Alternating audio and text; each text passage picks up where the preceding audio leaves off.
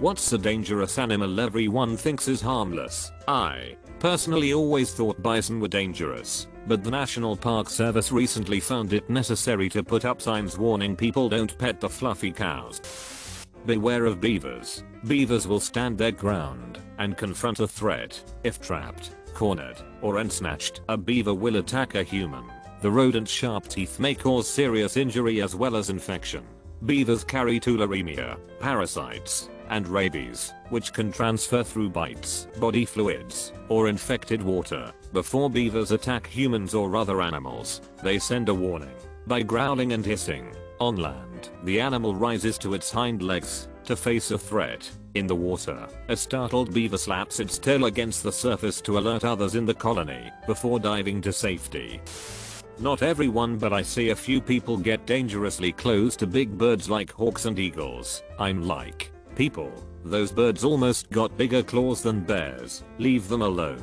I work with them quite often, and yeah, if you don't know what you are doing and how to properly handle them, it can be very dangerous. Also, people letting their little tiny rabbit-sized dogs walk off leash in areas where I know there are raptors drives me mad. There's no way you'd be able to save your dog if one decided they looked like a good meal.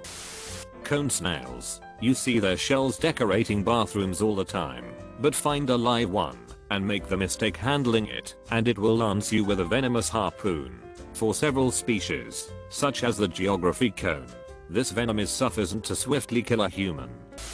Platypus. The males have a big venom spike on their back legs, which is intensely painful. This sounds like a joke, but it's absolutely true. Platypus is an animal that makes so little sense the first person to send one back to Europe was labeled a fraud. Like other monotrons, it senses prey through echolocation.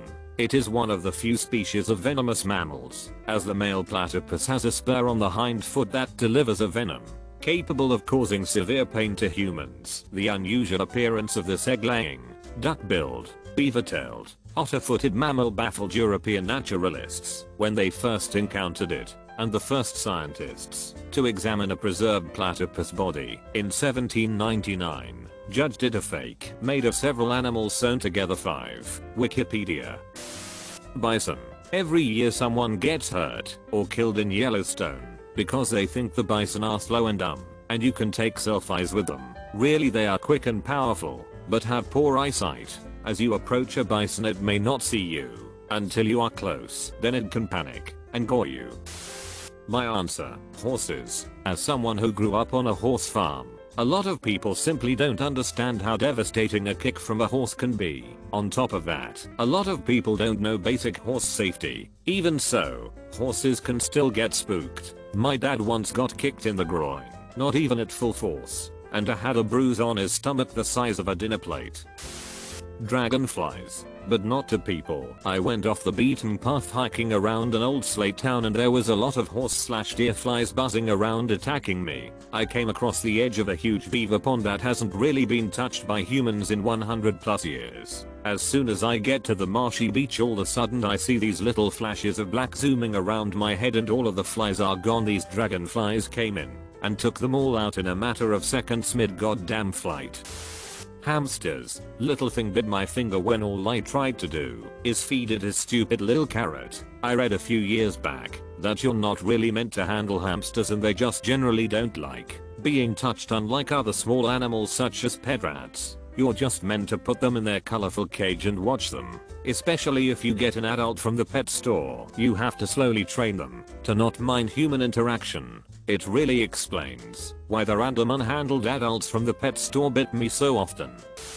Everyone knows mosquitoes are dangerous, but they are still wildly underestimated. Considering they are so tiny, they kill at least 500,000 people every year. That's like 10,000 times more than hippos, which are like the second biggest human killing animal.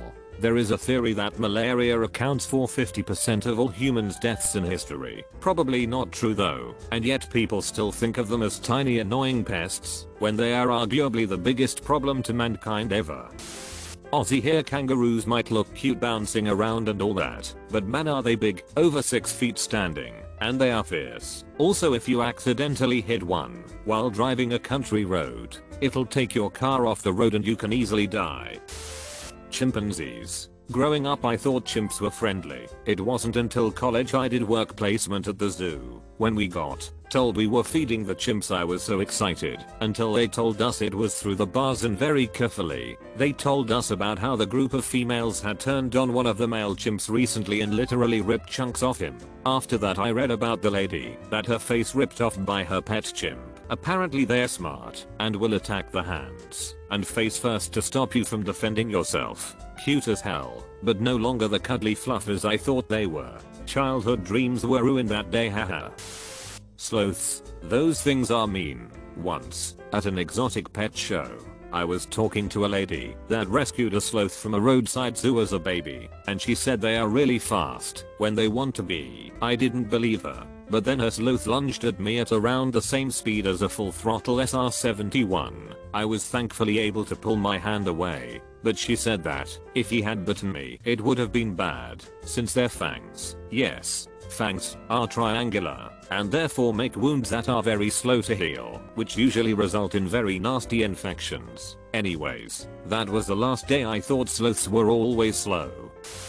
Dogs. We see them as men's best friend and often forget they are capable of ripping out our throat at any moment. I worked as a substitute / fill-in mailman for a summer in college, and I can't tell you how many times I'd go into someone's yard and some dog would come barreling around the corner, barking its brains out and try lunging for me, while its owner stood on the porch and said, "Don't worry, he's harmless." They actually gave us dog spray, basically mace for dogs, in case we got attacked.